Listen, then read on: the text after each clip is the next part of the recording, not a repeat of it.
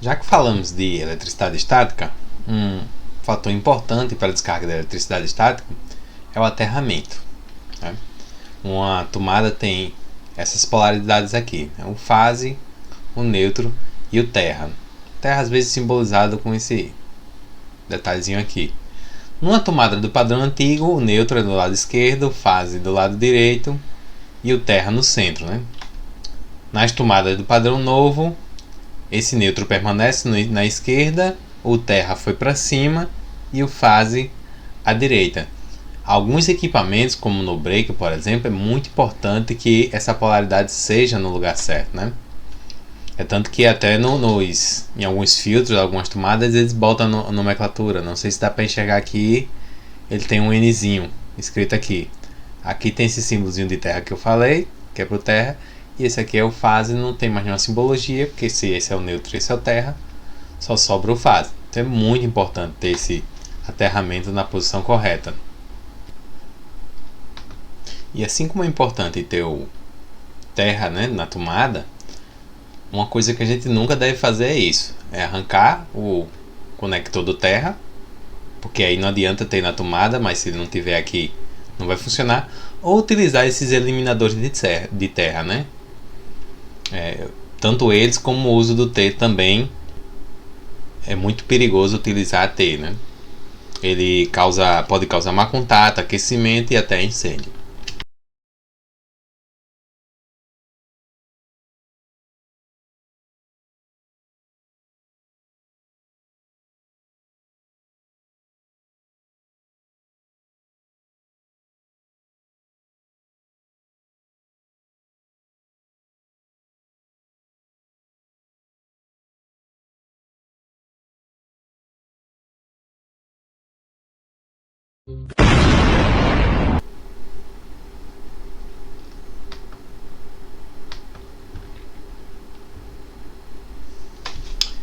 Então vamos ver aqui algumas funções do aterramento elétrico, né?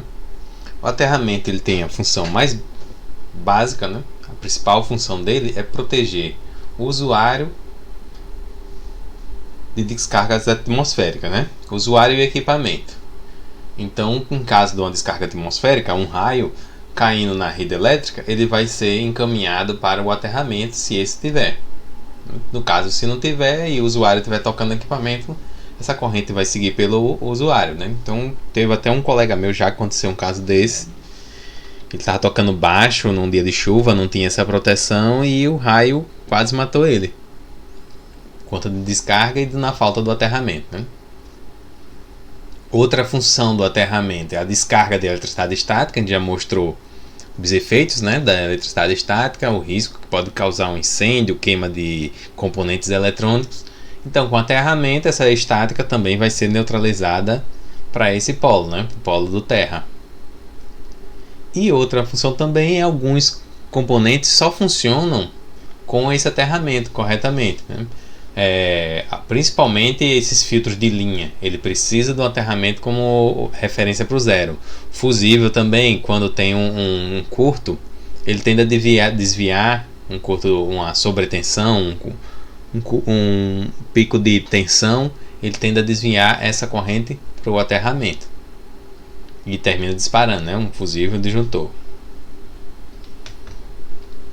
Eu tenho aqui alguns modos de fazer o aterramento. O aterramento não é um prego dentro de um potinho de areia, tem que ser uma haste de 1 metro a 5 metros, o que vai depender da qualidade do solo. Quanto mais seco, maior deve ser essa haste.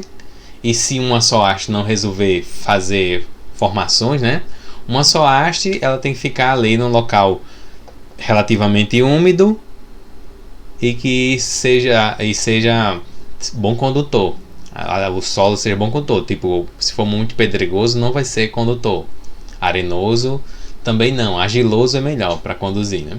Se uma haste não for suficiente, aí você usa duas, a formação de duas hastes. Lembrando que a distância mínima entre uma haste e outra, né, como mostra aqui, tem que ser o tamanho dela. Digamos, se eu tiver uma haste de 2,5 metros, eu tenho que ter pelo menos 2,5 metros entre elas. Se eu botar mais próximo, eu perco um pouco do efeito dela, das vantagens de uma haste de 2,5 metros. Né? E se eu quiser 3, eu posso botar eles em linha, mas se o espaço for pequeno eu posso fazer assim, formar uma ligação em triângulo, e por aí vai. Então essas hastes elas não são completamente de cobre, né? Elas são de cobre, mas que ele chama aqui alma de aço. Elas são de aço banhada a cobre, né? E quanto mais haste eu tiver no terreno, né? O ideal era que fosse em linha, mas se não tiver eu vou fazendo essas montagens aqui, obedecendo sempre essa altura em relação à distância entre elas. E quanto mais haste, melhor é o aterramento, né? Lembrando que se o local for um local úmido, tipo Canguaretama, tal, no centro da cidade, pouca haste você já consegue um bom aterramento, né? E para saber se o aterramento é bom, você tem que ter uma resistência do solo. Claro que para isso eu preciso de um equipamento para medir chamado terrômetro. E eu tenho que ter essa resistência baixa, né? Se ela tiver acima de 5, o ideal é eu acrescentar mais haste, como mostrei a vocês, ou fazer um tratamento químico. Nunca utilize água e sal. O pessoal às vezes bota sal, mas nunca usar sal. Por quê? Porque o sal ele oxida a haste. Então, a princípio ele vai melhorar a condutividade, mas depois ele vai piorar porque a oxidação vai atrapalhar, né, a condução. Então existe esse próprio gel para fazer isso, né, que ele já tem substâncias químicas que ajudam. E explica como é que faz, cava ao redor, tal, enterra ele. Uma forma também caseira de fazer é enterrar sucata de ferro. Aqui você tem no solo, aí tem aqui sua haste, você cava ao redor e bota sucatas de ferro. Que aí essas sucatas de ferro vão ajudar a conduzir melhor esse aterramento. Aqui eu mostro a vocês alguns conectores, né? O padrão de haste de aterramento é esse aqui. É o pior deles, porque é horrível você botar um fio aqui e depois você pregar ele na haste, né? Que a haste vem de baixo para cima aqui nesse ponto. Então é horrível você fazer essa conexão, mas é o que tem. O segundo, né? Que esse aqui já é melhor, tanto serve para fio ou para outras formas de cabo, né? Esse aqui é um cabo de cobre nu, que a gente chama, porque ele não tem a capa. Então esse aqui já é melhor, porque tanto enquanto você aperta a haste, você aperta também o condutor. Então esse aqui já é um modelo melhor. E o ideal é esse aqui do cadinho. Esse aqui eu já até tive a oportunidade de usar. Você usa um cadinho de grafite, faz uma mistura que já vem na proporção com cobre e alguns dispositivos tipo pólvora, faz um rasteiozinho aqui, fecha essa tampa e acende. Aí ele tipo faz uma explosão, uma queima, derrete esse material e quando você tira a forma você tem essa junção, uma junçãozinha aqui que eu diria quase perfeita, né? A junção dos fios. Para cada tipo de emenda tem um cadinho apropriado, né? Esse aqui é o cadinho que deriva para fazer a ligação. Isso é muito utilizado em malhas de terra, né? Isso aqui é para fazer uma malha de terra que a gente chama. Quando precisa, você tem muitos equipamentos, precisa fazer um aterramento muito bom. Quando o solo é ruim também, usa-se essas malhas de terra. Mas aí existe ele só para uma saída, existe ele só para duas saídas e por aí vai. Mas o modelo do cadinho já é próprio para isso. O cadinho dá para reutilizar e esse kit de pólvora não, que no caso a pólvorazinha junto com os metais quando derrete forma essa conexão.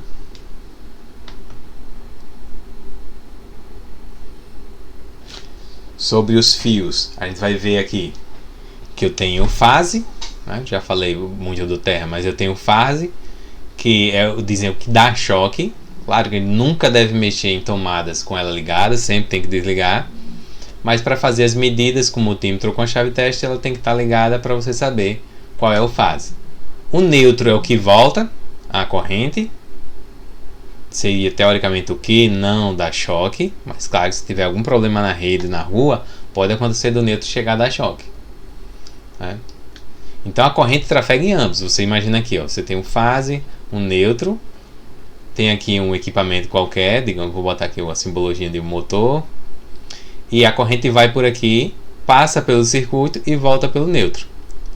O terra, ele é só para aterrar a carcaça, né? Então o terra ele seria só para aterrar a carcaça. Em caso de algum fio aqui dentro encostar na carcaça, essa energia ir para o terra e não para mão de alguém que chega a tocar nesse motor, nesse equipamento, né? Isso também vale para o gabinete do computador, é claro.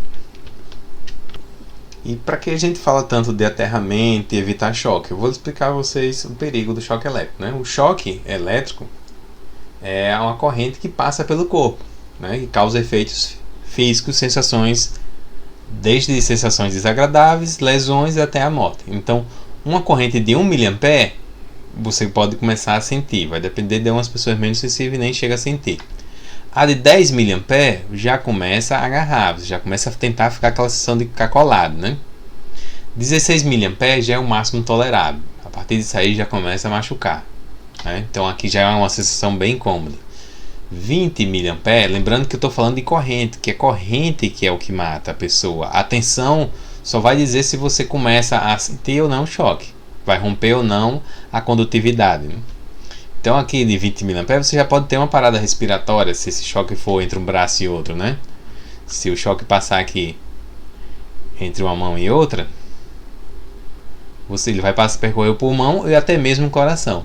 Então uma corrente de 100 mA já causa um ataque cardíaco, né? Para isso que a gente tem uns equipamentos chamados interruptor diferencial residual, ou só o DR.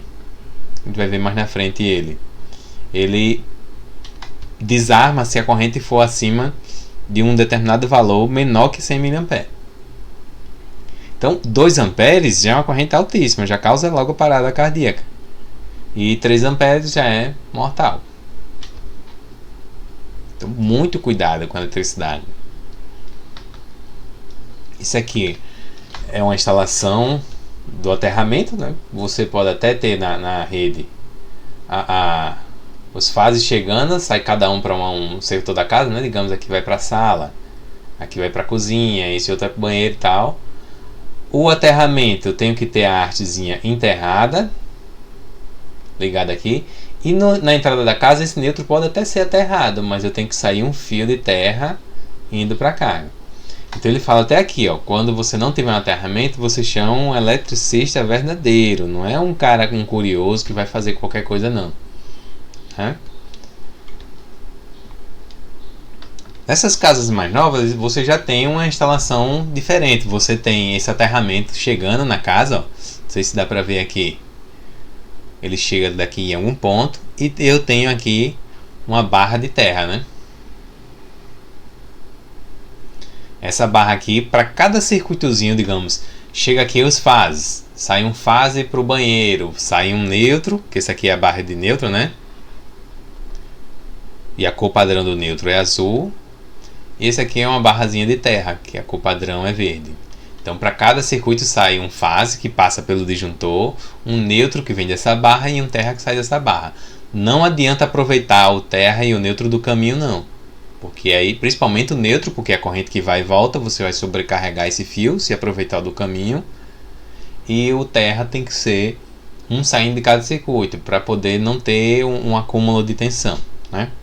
E começar esse terra ter uma faixa de tensão maior do que 0, né? Que o ideal é que esse valor aqui seja sempre 0 volts. Outra coisa que tem também nessas instalações mais modernas é o que eu falei a vocês, né? O interruptor diferencial residual.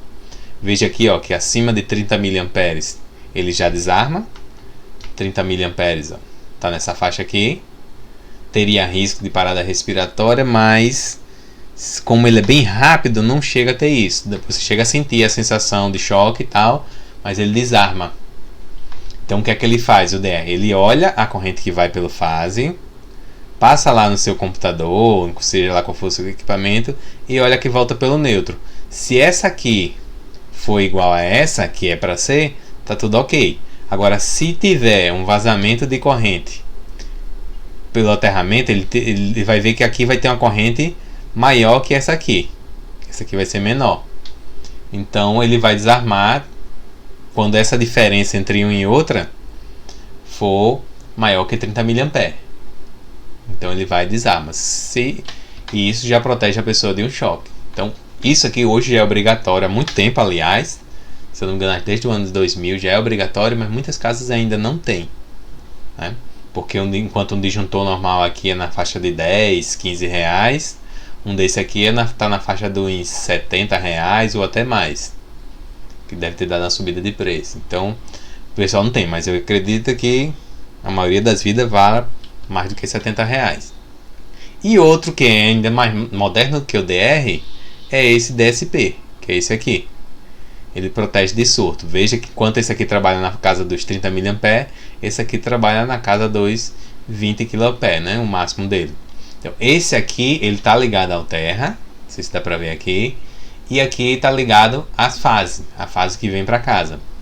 Então, se a tensão for 220, 380 lá, ele está normal, ele está desligado. Agora, se essa tensão for um valor muito alto, digamos acima de 500 volts, vai depender para que ele foi feito, ou acima de 750 volts, que é outro padrão também, aí ele vai fazer um curto entre o fase e o terra. Fazendo esse curto, ele desarma o disjuntor principal, que é isso aqui, né, o disjuntor principal, e protege a casa dessa tensão tão alta, porque essa tensão tão alta queimaria a maioria dos equipamentos. E o que é que causa essa tensão tão alta? Um raio na rede causa esse excesso de tensão. Então agora vamos ver com mais detalhe esses principais problemas que podem atingir na nossa rede elétrica, né? O surto de tensão, pelo nome dá para ver aqui, é um pico, um valor muito alto de tensão, geralmente provocado por raios, né? Esses ruídos elétricos são aqueles ruídos que às vezes a gente vê no equipamento eletrônico, um barulho ou a imagem, vem geralmente causado por motores. Já a distorção harmônica é para equipamentos eletrônicos mais modernos, que usa uma eletrônica de potência, que a gente chama de chaveadores. A própria fonte do computador, ela gera esses harmônicos, por isso que ela tem que ter aqueles filtros de linha. Sub e sobre tensão é a queda de tensão, né? Um valor muito baixo. Geralmente no horário de pico tem um afundamento de tensão. Ou no horário que acaba o horário de pico, desligam vários equipamentos. Ou quando a energia volta logo, tem essa sobretensão. Então isso aqui também pode queimar os equipamentos. Então, a gente tem uma tensão na faixa de 220 e tem um limite de máximo e de mínimo aceitável, né? A própria conta tem dizendo aqui que esse máximo pode ser 231 volts e 201 volts o mínimo, né? Mas esses valores já são bem complicados para o computador, né? Então a subtensão é quando ela fica acima desses, aliás, sub é quando ela fica abaixo desse, e aqui é sobretensão quando fica acima desse. As pequenas interrupções é quando a gente tem aquela senoidezinha, aí tem uma faltazinha de tensão ali durante algum momento na senoide. Então durante esse momento aqui ela vai a zero, a tensão vai a zero, né? O próprio estabilizador é um componente que causa esses flickers, e as grandes interrupções que são os blackouts, né? Falta de energia mesmo. Além de variação de frequência, o que não é tão comum, né? Eu mostrei a vocês, frequência 60 Hz, se ela ficar abaixo ou acima, já é considerada uma variação. Realmente muitas cargas num único gerador, num único ponto, pode causar essa queda de frequência. Então mostra até aqui algumas imagens, né? Alteração de frequência, se a gente estivesse vendo a onda, ela ficaria com essa imagem, ó. Mudaria o comprimento de onda, né? Que eles estão ligados. Vocês se lembram da formulazinha que frequência é igual a 1 sobre comprimento de onda. Ruído na linha não dá para ver tanto aqui, mas aqui a onda fez esses bichinhos aqui, né? Um desequilíbrio, né? Um ruídozinho, saiu do formato, o padrão dela, que é a senoide. Tem esse aqui que foi um afundamento de tensão. A tensão vinha no valor, ela de repente afundou e ficou no valor baixo. O apagão, que no caso do apagão some mesmo a tensão e acaba todo. Então a sobretensão, quando você tem a tensão que vem no nível, depois ela dá uma subida, permanece naquela subida. Surto de tensão, quando você vem a tensão no valor normal, ela dá um valor tão alto que no gráfico não chega nem a mostrar. mas é muito acima do valor padrão. A distorcia harmônica é quando você tem outros sinais diferentes da frequência dos 60 Hz. E ele causa essa distorção aqui, ó. Vejam, tipo, deixa a onda meia quadrada, ela vai perdendo o senoidal. A subtensão, que é um valor um pouquinho mais baixo. Esse aqui, o afundamento de tensão, é quem tem um valor muito baixo. Então isso aqui, o ideal é que o equipamento seja desligado nessa opção. Nesse subtensão, às vezes alguns equipamentos conseguem funcionar. E esse aqui é quando você tem esse afundamento em apenas alguns pontos. Você baixa e volta, baixa e volta. Então isso aqui também causa problema nos equipamentos, né? Então tudo isso são ruídos que podem vir a acometer a nossa rede elétrica. Vamos focar aqui nos principais e que podem danificar o computador. O surto de tensão, né? Que é aquele que eu falei, causado principalmente por descargas atmosféricas, os conhecidos raios. Então tem um valor muito alto de tensão e ela pode não só estragar os equipamentos, a rede telefônica principalmente, como também pode causar a pessoas. Então um aterramento faz com que essa corrente do raio desvie para ele, né? E ter um para-raio também evita com que isso entre na nossa rede.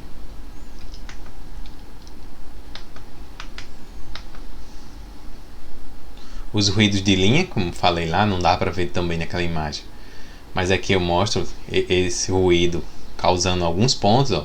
Em algum ponto da senoide ele causa essa sujeira. Então, isso aqui são frequências muito mais altas que a rede, né? Numa rede normal tem 60 Hz, por exemplo. Isso aqui são ruídos na faixa de, digamos, 15 kHz. Ou até mais, ou até 50 kHz. Algum valor nessa faixa aqui. Então esses ruídos podem passar imperceptível em alguns equipamentos, mas ele também pode entrar numa frequência de ressonância com alguns componentes como capacitores e indutores e causar uma destruição do equipamento, principalmente da fonte. O surto de tensão eu posso resolver com um componente chamado o filtro de linha. Dentro do filtro de linha vai ter um componente que, quando a tensão for muito alta, ele vai entrar em curto, queimar o filtro, mas não deixa essa tensão passar à frente, né? Esse ruído já é resolvido também com o filtro de linha, mas aí os componentes que entram em ação são capacitores e indutores trabalhando como um filtro, que ele vai pegar o que não for 60 Hz, o que for acima, vai jogar para o terra, né? Tudo que for nessa faixa aqui, ele vai jogar para o terra, eliminando essas outras frequências. Por isso que é importante também que o filtro seja usado numa rede com um aterramento. A sub e sobretensão numa fonte chaveada é diferente. Ela já não nota tanto, porque o que é que ela faz? Quando a tensão está normal, ela usa um ciclo de trabalho. Por isso que ela chama fonte chaveada. A tensão ficou muito baixa, aí ela começa a operar mais tempo ligada. Ou a tensão ficou muito alta, ela começa a operar mais tempo desligada. Mas ela já é uma fonte estabilizadora. Então, se não fosse isso, o ideal seria usar um estabilizador de tensão. Mas aí o estabilizador de tensão, ele tem um porém, né? Ele não corrige tão bem a tensão. No que ele vai mudar de um valor de uma faixa a outra, que ele é um transformador. Aí tem uma saídazinha no transformador. Quando ele vai mudar de uma faixa para outra, existe um tempo dele passar o relézinho, aqueles bichos que dá os estalos no estabilizador, para passar de um polo para o outro. E esse tempo entre um polo para o outro são tempos que fica sem tensão, até chegar a um polo novamente. Se ele ficar instalando várias vezes, você vai ter uma tensão assim, toda picotada. Então, a maioria das vezes o estabilizador ele causa mais problemas do que resolve. Na interrupção, no caso dos flickers, essa interrupção com a rápida, o próprio capacitor às vezes da fonte já segura esse tempo até ela voltar, já que é uma interrupção rápida. Mas se ela for mais demorada, só um no break mesmo para resolver, porque o no break ele vai tirar a energia de uma bateria e vai transformar ela em alternada para poder jogar para o computador.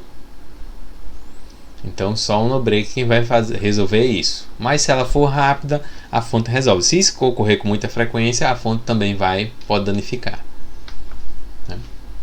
Os blackouts nem o no break, você teria que ter um gerador, porque o no break também tem um limite. Aumenta a bateria, o tempo é de salvar o que você está fazendo e desligar. Então, para você resolver um blackout mesmo, teria que estar associada a sua bateria a um gerador. E agora vamos ver alguns equipamentos de proteção, né? O que protege alguns ruídos, né? O filtro de linha, o circuito dentro dele é basicamente simples, né? Eu tenho indutores, que são essas bobinazinhas aqui, ó, e aqui. Aqui eu tenho ele antes e depois de um capacitor, né? Então eu posso ter só essas duas, eu posso ter mais duas aqui nessa saída. Posso ter esse filtro duas vezes. Então ele pega esses ruídos que vinha só na fase ou só no neutro, neutraliza eles. Os capacitores, tem aqui ó, capacitores ligados ao terra, que esses aqui vão filtrar o que for de ruído de frequência diferente, 60 Hz, vão jogar para cá. E aqui, geralmente esse componente aqui, ele está como um capacitor, mas ele é usado mais para, se a tensão subir acima dos 500 volts, ele entra em curto. Então ele entrando em curto, ele abre um fusível, né? Geralmente aqui tem um fusívelzinho. Não sei se dá para ver aqui. Até no mais básico, né, que é uma fonte sem filtro, ela tem um fusível. Mas aí ela não tem, ó. A bobinazinha que era para estar aqui não está. E os capacitorzinhos que era para estar aqui também não está. Então, esse aqui é diferente a diferença de uma fonte boa, que tem filtro, e de uma fonte sem filtro. Ela ainda tem algumas proteções aqui de surto de tensão, né? Porque esses dois capacitores acima de 1000 volts, eles abrem, né? Então veja aqui, ó, nesse filtro de linha aqui, né? Por isso, quando você for comprar um filtro, tem que procurar uma marca boa. Um filtro bom, ele tem esse aqui. Esse é aquele que eu mostrei, que eu mesmo fiz. Tem pequenininho, tal, isso dentro de uma caixinha de tomada, 4x2, mas tem as proteções de surto de tensão, surto de corrente, não dá pra ver bem aqui porque ele está coberto, mas tem um fusívelzinho aqui para surto de corrente, e os filtrozinhos, as bobinas e os capacitor. Já os filtros fracos, né, de baixa qualidade, ele mal tem uma chave de ligar e às vezes a proteção de surto de tensão. Só isso e mais nada. Não tem filtros de ruído. Os estabilizadores, né? Tem desde o modelozinho pequeno que a gente pode usar em casa até aquele enorme, parecido com o que tem no laboratório de informática do campus, né? E um bom estabilizador, ele já deve vir com um filtro de linha também, né? Mas os mais fraquinhos nem vêm, então onde eu digo esses atrapalham mais do que ajuda. O estabilizador, ele faz aquela troca de tap, né? Ele pega um transformador, tem uma saídazinha aqui 0, digamos aqui 110, que geralmente é a saída dele 110, e tem uma um pouquinho mais alta, tem uma saída aqui 115. Então se essa 110 virar 105, aí essa de 115 vai virar 110, que é proporcional. Aí ele vai, um componentezinho interno lá, muda o caminho da energia daqui, muda para esse outro. Que esse aqui são os relés que faz essa troca.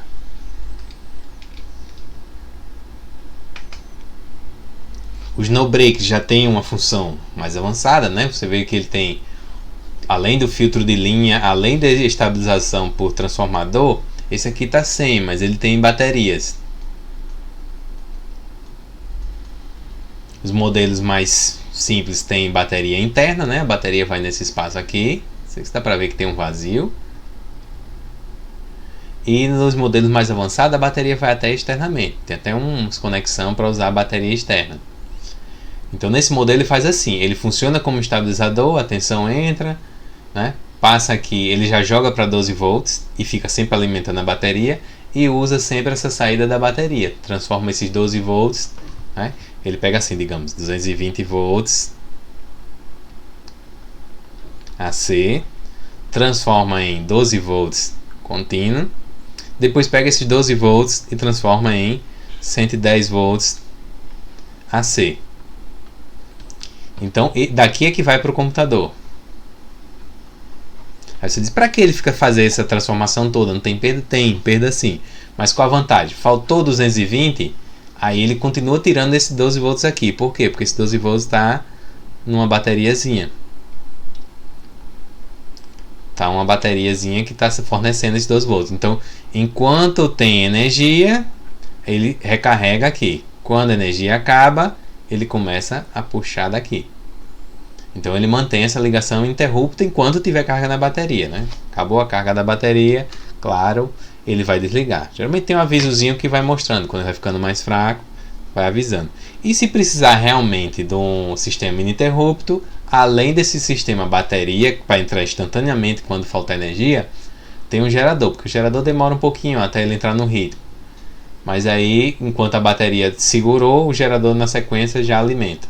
Então, se precisa de um local ininterrupto, tem que ter também um gerador.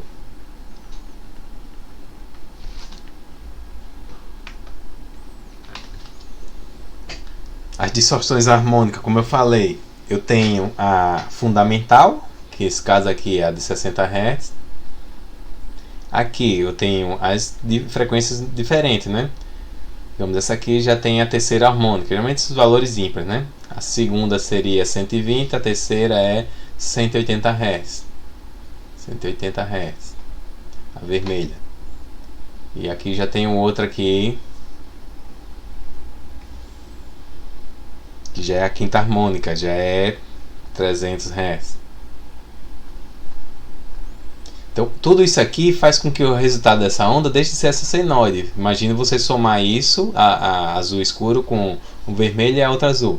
Então, isso aqui você vai ter uma onda que vai fazer isso aqui, ó. E vai ficar com esses valores bem estranhos. E isso aqui não é bom para o computador. Pode causar alguns problemas nos equipamentos, nos filtros, nas proteções. Ou gerar ruído em algum equipamento de som. Né? O resultado, ó. Isso aqui ficou bem estranho, porque era aquela senoide se transformou nisso aqui, porque somou uma aqui com outra que subtraía, com outra que somava, por aí a senoide transformou nesse somatório de ruídos.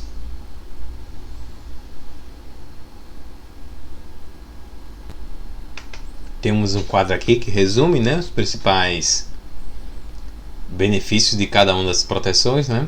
E os defeitos, aqui ó, surto de tensão, o filtro de linha resolve, ruído de linha, o filtro de linha resolve, só que aí não resolve mais nada do que tem para baixo. O estabilizador resolve, se ele tiver com filtro também, né, claro, resolve surto de tensão, ruídos, e também resolve sub e sobretensão aqui, mas aí não resolve esses outros, e por aí vai.